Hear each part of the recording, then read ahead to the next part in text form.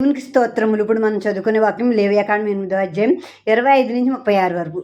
తరువాత అతడు దాని కొవ్విన తోకను, అంతరముల మీద కొవ్వంతటిని, కలేజం మీది వపను, 2 మూత్ర గ్రంథులను, వాటి కొవ్వును, కుడి జబ్బను తీసి యెహోవా సన్నిధిని గంపెడు పులియని భక్ష్యములలో నుండి పులియని ఒక పిండి వంటను, నూనె గలదై పొడిచిన ఒక భక్ష్యమును, ఒక పలుసుని అప్పడమును తీసి ఆ కొవ్వు మీదను ఆ కుడి జబ్బ మీదను వాటిని ఉంచి అహరోను చేతుల మీదను అతని కుమారుల చేతుల మీదను వాటన్నిటిని ఉంచి అల్లాడింపబడు అర్పణముగా యెహోవా సన్నిధిని వాటిని అల్లాడించెను.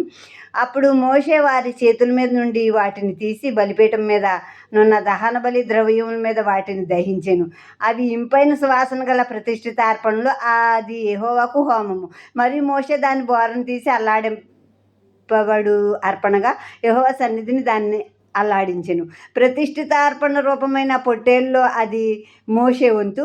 అట్లు యెహోవా మోషేకు ఆజ్ఞాపించెను. మరియు మోషే అభిషేక తైలంలో కొంతయు బలిపీఠం మీద రక్తములో కొంతయు తీసి అహరోను మీదను అతని వస్త్రముల మీదను అతని కుమారుల మీదను అతని కుమారుల వస్త్రముల మీదను దాన్ని ప్రోక్షించి అహరోనును అతని వస్త్రములను అతని కుమారులను అతని కుమారుల వస్త్రములు ప్రతిష్ఠించెను.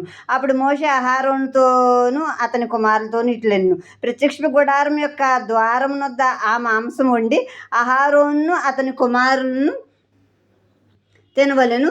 నేను ఆజ్ఞాపించినట్లే అక్కడనే దాన్ని ప్రతిష్ఠిత ద్రవ్యములు గల గంపలోని భక్ష్యములను తినవలెను.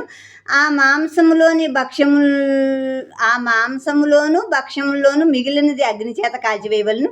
మీ ప్రతిష్ఠిత దినములు తీరు వరకు 7 దినములు ప్రత్యక్ష గుడారం యొక్క ద్వారం వద్ద నుండి బయలు వెళ్ళకూడదు. 7 దినములు మోషే మీ విషయంలో ఆ ప్రతిష్టను చేయుచుండును. మీ నిమిత్తం ప్రాయశ్చిత్తం చేయుటకై అతడు నేడు చేసినట్లు చేయవలనని యెహోవా ఆజ్ఞాపించెను. మీరు సావకున్నట్లు మీరు ప్రత్యక్ష గుడారం యొక్క ద్వారం వద్ద 7 దినముల వరకు రేయింబగలు యెహోవా విధించిన విధిని ఆచరింపవలెను. నాకు అట్టి ఆజ్ఞ కలిగిను. యెహోవా మోషే ద్వారా ఆజ్ఞాపించినవన్నీ అహరోను అతని కుమారులను చేసిరి. ఇప్పుడు అహరోను అతని కుమారుల్ని ప్రతిష్ఠించాక ఒక కోడెని బలిచ్చారు, ఒక పొట్టేళ్ళని రెండు పొట్టేళ్ళని ఇచ్చారు. 2వ పొట్టేళ్ళది అయితే కుడి జబ్బను నైవేద్యంతో తెచ్చిన ఈ భక్షాలు ఇవన్నీ దహన బలిగా దహించాలి. మిగిలిన మాంసం అక్కడే ప్రత్యక్ష గుడారం దగ్గరే వండుకుని తినాలి. ఆ భక్షాలు కూడా మిగిలిన మర్నాడు దాకా ఉంచుకోకూడదు. అక్కడ ఆ రోజు వండుకు తినేయాలి.